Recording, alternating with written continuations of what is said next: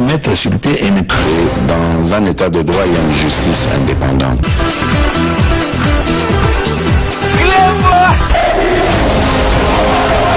Ce n'est pas pour rien qu'il faut des causes.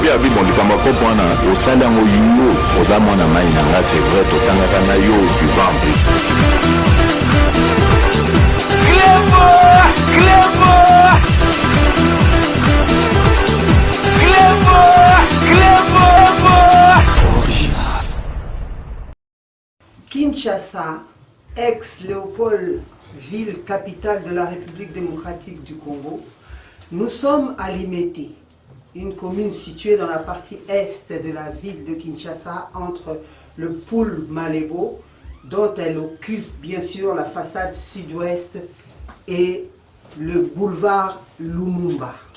Kinshasa, ex-Léopold, ville capitale de la République démocratique du Congo. Nous sommes à Limete, une commune située dans la partie est de la ville de Kinshasa, entre le Poul Malebo, dont elle occupe bien sûr la façade sud-ouest, et le boulevard Lumumba. C'est dans ladite ville que l'invité du grand prêtre César Ngadi de ce jour est né.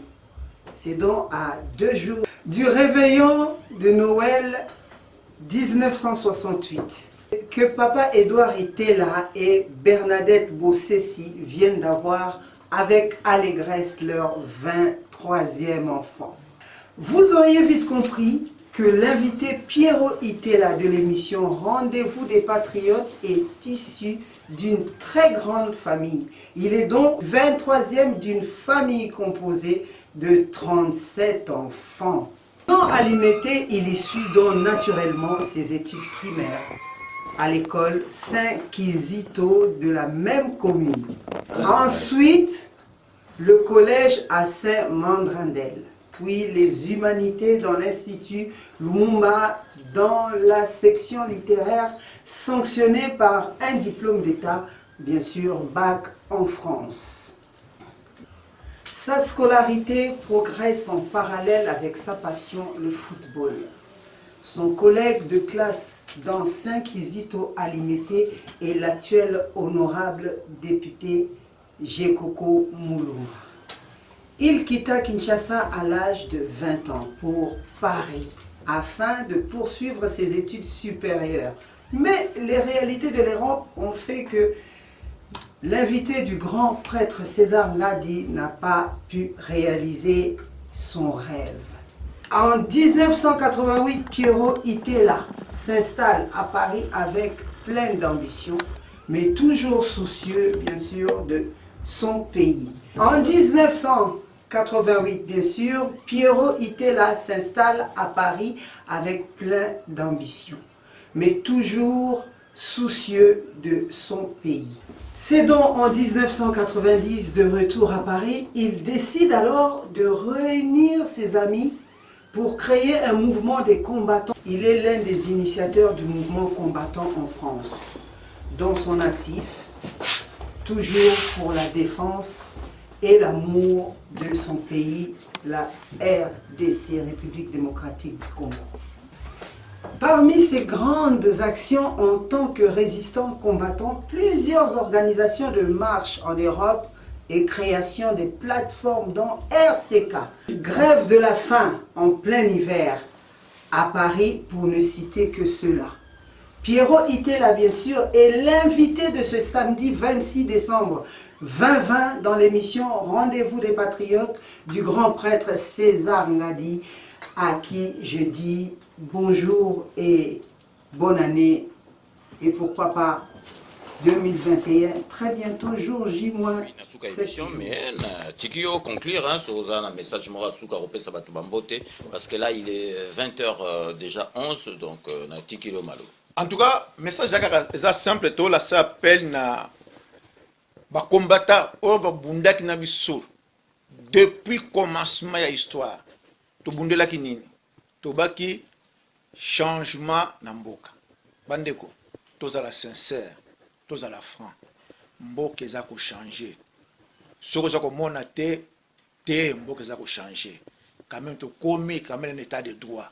Bande comme ça banda kuna bango ça fait 10 ans 20 ans les gens qui récupérer bloc na bango ba bien na bango tous les années grâce à état de droit. Les loba combattre to vendre to finir na paria to kenda nulle part qui tsa to mona ngo susute na ko bande ba ko kende ba ko zo comme on dit ko fula ka zongi tous les années grâce à état de droit. Et ça grâce à état de droit. To kana ça que Kabila zaki tout puissant. Tu comment mutoto ba na biso pamba. Grâce à la stratégie, il y a combattant moko boy a bâti ba système, a changer système. Té bandeko bobunda qui pon un changement mboka. To ba ki fils du pays na tête en mboka. Ezali kambwa sonité. Biso tout ça qui mo panzi na élection, to ta côté mususu wana. Mais total intérêt mboka to bité. Mboka ça va changer. Té na za congolais, na lingi mboka na ngai, il faut na ka changement. Voilà ka changement. Si on a aidé à couper ça pour un changement mboka, il y a qu'un ango, bako boyate, mais toya to sangana. Boye bien, surtout tika na position na botika na ngwana kakako, boza ko favoriser bato balingi ba boma mboka na biso. Bato ba diviser mboka na biso. Ce qui vraiment makila ba congolais akati na yo, o eza ko kamba ko hésiter ya ko apporter soutien na mwana mboka, fils du pays. Pour tout changer pour Nabiso. Tout que là-bas Nabiso image ya bien mboka. Mboka ça ko kende bien. Solution ça ko trouver ba solution. Naza ko remercier ba député tout. O ba yemba ki lobby jale le na ka Kabila ba ko teme ko la bana école primaire ba ko taka na kinga 4. Lelo tant chef d'état lancer message na yebabi te. Tout ça ba congolais, to ka na mboka moko na Congo. De surtout négliger mboko. Tout ça c'est un mboka msusute. Les loba ndimi bakota na union sacrée. Union sacrée na pezali eza nini? Pona nga union sacrée zali union de sacrifice. Oye na pona ko sacrifier ba intérêt na yo pona intérêt à peuple congolais. Peuple na ba souffrir trop. Ti pona nyongi biso pendant 18 ans. Mai na kisi za la raté. Courez à la kate, n'a kate à na barrage mobimba. Ya a privé biso to za na courant côté mususuté. Mais biloko to anto pesa mo konza mboka temps na soutien na biso. Yo muto lingaka ba olinga ba corrompre yo. Président lobby to changer. Donc changer. Na ba bureau partout boza ba responsabilité. Botia muto que to sacrifier à 2 ans à pamba, to tikano ba cop, to faire avancer dans nos pays yo. Pays ko changer. Nga za espoir que Congo wana e ko changer. Bande ko combattre to pe d'espoir te. Siko yo ko combattre nani? Yo ko combattre na minto combattre nani? Ennemi no ezasiko nani? Muto banda ko combattre yo wana to sa ko che malembe orge. Nga na ki kombino na ime ba ko benga ti bondenga nini? Asana majorité te. Ana loko boete. Mais le long ngai na za na silencieux. So ba Messi ba na politique, Messi pas na politique. Naka si président Félix a raconté une histoire ya Congo na ndenge biso to comprendre te. Parce que par quel miracle ko benga na Kabila? Azaki na armée. Finance Congo ya maboko na ye. Ba tuto yo to na ko mona bango o ba vrai Congo ba ki mayele asomba bango surtout. Mais tala ndenge na temps muke stratégie que ça la met sur qui wapi sur qui ndengeni na za ko comprendre pété situation beaucoup ça ko changer. Alors totika ko sala ba mission ya ko finga mkonza mboka ya ko finga mboka na biso ya ba division ya ki tribalisme te na 2 ans a ko sala ko morte 18 ans kim le ki ntsa zoto na mai na za ki gouverneur ya ki ntsa ki mbuta bo meki chasa to pesa confiance na mkonza mboka biso pe ba konto za la sérieux bato mokonza ko pesa ba responsabilité bo za la sérieux boza na vision na ye abike bokota na vision ya changement ya mboka na na confiance na bao baza ko intégrer lelo union sacrée mais boya na sens ya changement ya mboka na remercier ba combattant oyo tout cela na ba téléphone au ba région de lelo to bengango réussir ensemble bravo félicitations na mikolo ko ya to tanga ba kombo ba kombo so ndima teke ba changer au ba zaki ba radical va changer le cas président. Donc, l'épidémie aussi là, tout ça, le rassemblement mondial à Paris, pour présenter combat na Paris, auto bunda et Sili et Zali société. C'est fini, il n'y a plus de combat na Paris. Donc, combo mususu donc c'est fini. Baza déjà il y a réussir ensemble. Baza ensemble, tu me regardes raisonner bango, mon frère. Si au Bundi si Félix au peu de temps pour rien. Pour ça la minoritaire dans les Cambo sala. Beaucoup bimando kilobi. Soko lingi Congo yaka. Tala, tu as qui suka moins de comme pembe tokola. Tozonga na mboka na biso mboko ma kamse silia.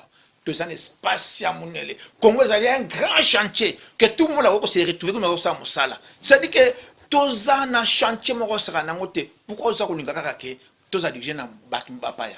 Te moi na mboka sana yaka akolimbisa tokolimbisana de toute façon ali père de la nation ali papa ya mboka ata mona moka finga kilobi ata mona mo finga mkolwana et tant que garder la nation azapa ba biso surtout en banso surtout boka sa teko surtout na kei ba ko salanga mabeboe ba ko banga be non naza ko garantir bino que ezan esprit na été ezan na mentalité na été ça c'est un vrai quinois asa vrai quinois asa mon apôtre asa un vrai diaspora asa vrai combattant ça dit qu'asa mentalité bozo kanisana te to rejoindre quand il y a peuple to soutenir mboka na biso pour na et avancer liboso et kende ko to rattraper ba retard de juillet ba nen na bané na remercier ba ndeko mingi ba pesenga ba stratégie lokola Gaëtan Silou ba Hervé Kachama ba Yannick Mambuku Edi Kapu Edi Ngizulu ba Siris donc Philippe Mbala bango tout vraiment merci to bundaki kokabola ba papier na ba château rouge na ba plein hiver partout au kende lelo kombana mes amis c'est fini to ten objectif na biso na mutu ya mboka ezali congolais te réclamaki azan na tête ya pays signature ya RDC ezana maboko ya Félix photo na ba biron surtout ya Congo ezana elongi ya Félix ça dit que histoire to kanisa o bona ezako exister wala eza échappatoire o ya lingi Congo a rejoindre biso na réussir ensemble avec chef d'état merci. En tout cas priorité la message na yo asuka et touchenga vraiment makasi c'est pas pour rien que na benga rosa sage na kanisi message yo bande kono ba combattant o bazala qui un peu hésitant donc un peu bazana ko hésiter baza kondimate soki abayoki message yo au pesi bango na kanisi ba ko changer parce que eloko moko ya kozala à côté parce que puis le bien kozala minoritaire na makambo. Donc vraiment baza un peu réticent na makambo na kanisi Pierrot alobi makambo nyoso tout o akoloba c'est pas pour rien na benga kaye vraiment les sages vraiment Pierrot et kotinga na motema ngana ebaki déjà sur la rendingwana. Donc merci à toi Préo était là d'avoir accepté l'invitation na à chaque fois to benga kayo. Donc acceptera invitation na biso uta musiko yé tout ça dit to banda na okala donc victoire donc ezali pe victoire na biso donc Pierrot était là je pense que tant structure na bino vanda to bebi to zala wana po na ko tcha maboko donc merci une fois de plus Pierrot était là donc c'est la fin de ce 5 minutes avec César Ngadi. Merci de l'avoir suivi. Nous allons nous retrouver donc demain comme j'ai dit tout au début de mon intervention pour un spécial 5 minutes avec César Ngadi. Notre invité sera le président de l'UDPS Île-de-France, M. Chips. Donc rendez-vous demain à partir de 16h. D'ici là, portez-vous bien et à très bientôt. N'oubliez pas, tout le monde est d'accord et il en restera ainsi pendant très longtemps. Kanambe akomina suka kanambe toko mankete il faut azwa solo na mbunchu pe na dikosi to tikali tranquille na mboka na biso to kena masolo na biso ti na suka. Donc rendez-vous demain à partir de 16h avec le président de l'UDPS Île-de-France, M. Chims.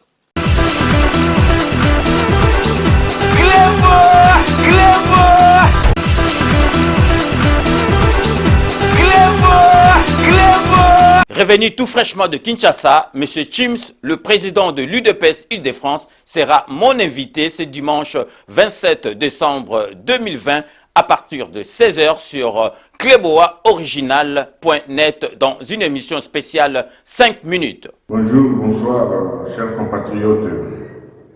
Ngai Nekonabino, président Chim, nauti bongo na mboka na Congo. Naza bongo na masolo mingi ya kokabula na bino à travers émission Clé Boy avec na biso César Ngadi. Chims Oyo azali président ya UDPS Île-de-France a witi ko puiser ba information à la source. Alobi azali na makambu ebele ya koloba na oyo biso toyebite donc to sengi na bino bozala connecté na Cleboa original.net dimanche oyo ya le 27 décembre 2020 à partir à 16h azali na makambu ebele ya koloba. Donc rendez-vous ezali pour dimanche oyo na 16h. On sera na mutuna na préoccupation ezala bongo occasion ya bien pour tomenga ko échanger. Aouti Kinshasa azali na information oyo azui à la source donc bo zalawana bino nyonso tout po bo yokaye et puis bo poser ba question na ba numéro oyo ezali ko défiler na se ya écran na bino. Ngai ndeko na bino président Chimba na uti bongo na mboka na Congo. Naza bongo na masolo mingi ya kokabula na bino à travers émission Clé Boy avec na biso César Ngadi. Rendez-vous ezali dimanche na président ya UDPS Île-de-France monsieur Chims oyo awiti koya jeudi oyo awiti kisasa azali na makambo ebele ya koloba. Donc bino nyonso tout bozala wana boyo kaye pe bo poser ba question na bino. On sera na mutuna na préoccupation ezala bongo occasion ya bien pour tomenga ko échanger. Présent Chims ya UDPS Île-de-France à lobby émission oyo baye sabinote il faut bo suivre ango en direct bo yoka makambo akoloba parce que azali na ba information oyo a puiser à la source azali vraiment na makambo akoloba donc bozala déjà ko sepela. Donc rendez-vous ezali pour dimanche oyo na 16h. Rendez-vous c'est ce dimanche 27 décembre 2020 à partir de 16h avec le président de l'UDPS Île-de-France, et Chims, qui sera mon invité dans l'émission spéciale 5 minutes.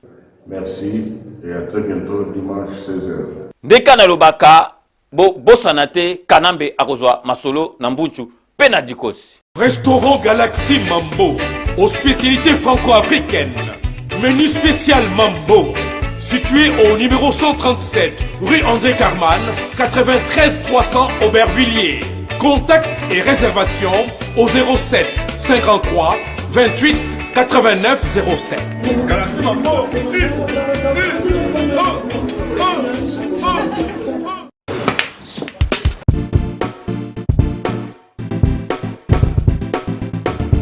Noël nakomi. Oh, vous commis déjà?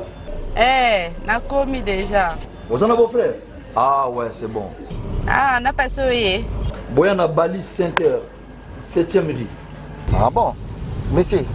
Bon frère, so comme on a limité, hein, autour de l'avenue. Avenue Tropique. Voilà, avenue Tropique. Tout ça, on a tous les billard quoi. Limité 7e rue résidentielle, hein? Ok. Ok, bof. Tout le monde a bof.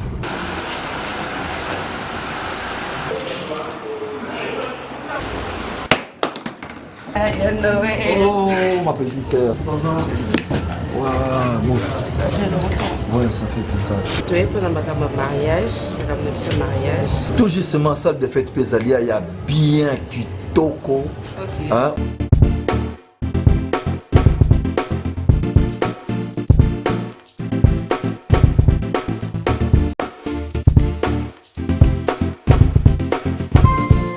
Palace Center. Un cadre magnifique pour vos diverses manifestations et vos rendez-vous d'affaires. Un restaurant avec menu diversifié à votre convenance. Cuisine africaine, cuisine européenne, cuisine américaine et continentale. Un salle de banquet de luxe avec plus de 400 places assises pour un mariage de rêve. Collation, anniversaire, conférences, réunions de services et diverses manifestations. Palace Center. Nous disposons de studios médium standard et des luttes à votre portée. Deux appartements de 1 et 2 chambres avec salon, cuisine et salle de bain. Et des 3 chambres, salle à manger plus 2 salles de bain. Palace Center avec terrasse intérieure et extérieure qui a été rien que pour vous. Nous sommes sur 7e rue, place commerciale, sur l'avenue des Tropiques, numéro 83, référence clinique Bondeco dans la commune de Limete. Pour plus de contacts et réservations, plus 243 81 799 82 47 82 34 121 62. Vous pouvez aussi nous visiter sur www.paliscenter.com. Flat Hotel Palace Center, l'excellence dans la simplicité.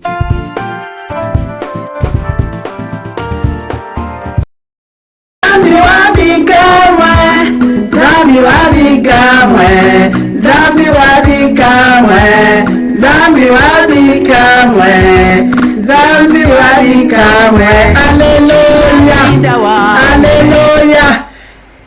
Bana bikamwa na mingi ya koloba te nazali kosenga peuple de Dieu nyonso Nzambe alobi combat un bon combat pour avoir la victoire. Boya na site na biso ya kalanga grâce bikamwa na kati na YouTube boyo kabana na Nzambe tozo luka délivrance butu na moi. Tozo luka délivrance butu na moi boya bo sosola kele la vraie délivrance. Bana Nzambe mingi na lobezalité boya boyo kanenge bana na bato na kati ya mokili bazo tato la bakama somo bazo dénoncer. Bien aimé, c'est bien de chercher un homme pour ta délivrance. Moi je cherchais ma délivrance pendant 3 ans, je n'ai pas trouvé ma délivrance. Je devais se repentir. Bien aimé, aller auprès de l'Éternel na fungola motema bandeko. Le monde est sous l'emprise du diable boya boyoka oyeko na kati na bikamwa. Un vrai combattant, c'est celle-là qui doit combattre un bon combat pour avoir la victoire. Nazamingina Lobate, Cléboa original. Que le Seigneur vous bénisse avec les grands prêtres César Dingadi. Merci, bye bye, à tout de suite.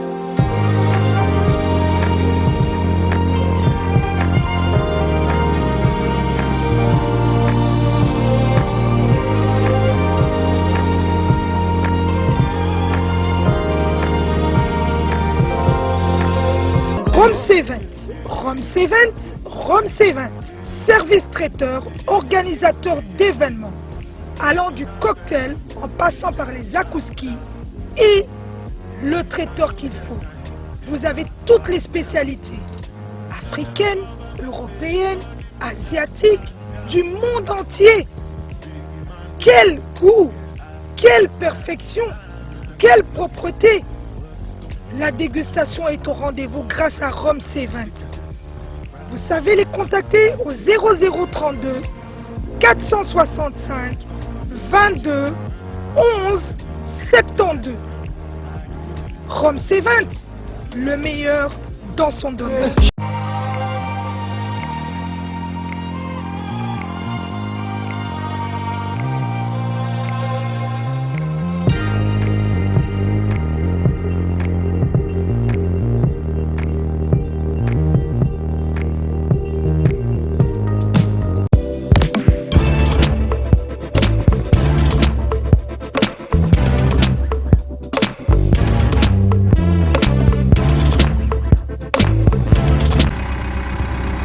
Bon, bala mai système ga tindika feli mosengo 100% mongo belé to changer ga ba stratégie.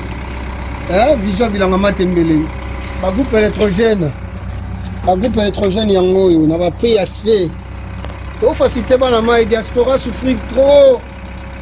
Diaspora souffrir trop. Système ezaka ke au sommet groupe na yo. Vous comprenez? Ce sont des groupes là, ils livrent au Congo. Il y a un groupe qui est bilanga donc c'est au Monica. Et là, ils sont caché à blé blanc. Vous voyez déjà que partenaire à Air France. Bon, tu changes le système. Mikolo, tu as mis pour Kumbangaï. Kilo la combien? 13 € les kilos. Tu sais, mardi, mercredi, na kini bazu les kilos na 13 €. Voilà, mais il va revenir trop. Mais non, l'inga va tabakoli, va camion qui est né. Bon, il va vite fait. Petite sœur, c'est la mariage. 9 ans, c'est la mariage. Va revenir 13 € le kilo.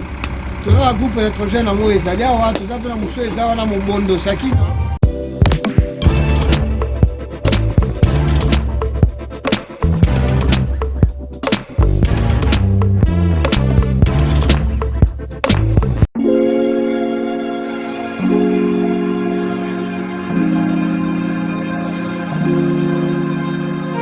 Moko Premier ministre tina ministre Azuka oyo atelemela mokano na ngai wana bigo rouge bana na nzambe balingami ba victime ba église bâtiment na yebi koleli mingi banyokoli mino mingi basasi bino mingi botika na bandako ba mususu pe balobi to kosalela moi et ma famille oyo Joshua alobaki ba mususu pe babito kokende mais bomonaki confinement bomonaki covid-19 bomonaki covid-19 bomonaki confinement bomonaki de confinement était mutu moko te mbilinga na boyi moto asambela nzambe te mais banzambe oyo ndenge naza kolimbola bino awa c'est très dangereux. Toleki ba oyo bakufi ne lokote toleki ba oyo bakufi ne lokote toleki ba oyo bakei ne lokote sosola congolais yango na telemi par la grâce ya nzambe nakoki kotika te bandeko nanga ba congolais banyokola bango na maboka bangunza pona nini mboka ya biso ekufi atamfumu ya bamandona ya bambikudu ya bazebula par la grâce ya nzambe na telemi pona koyebisa bino ba victime d'église bâtiment oyo nyonso azali na likambo bozala ba malade ba futula menga ya bakintudi bozala ba malade oyo babenga chibau chibinji bozala ba problème ebele ya mabota bozala ba problème ebele ya ba mikanda bozala ba problème ebele ba maladie spirituelle kata communauté na biso congolais baza kusukula ye po milimo ya mabelungwa ngai mobali na yo kusukula ngai to bele ye yango na ye kwa no sebino retour avec force avec votre émission Évangile à marche et commanda kolekana kata Kleboa original Césangadi et commanda kolekana kata Congo Big Rouge TV partenariat Kleboa et Congo Big Rouge TV to ko enseignement ya poste Big Rouge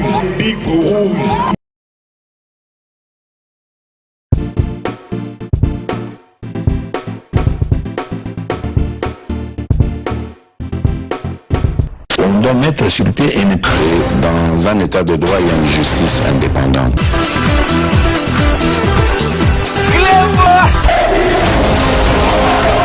Ce n'est pas pour rien qu'il faut des conseils.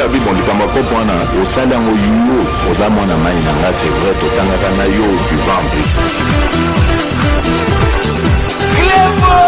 Clément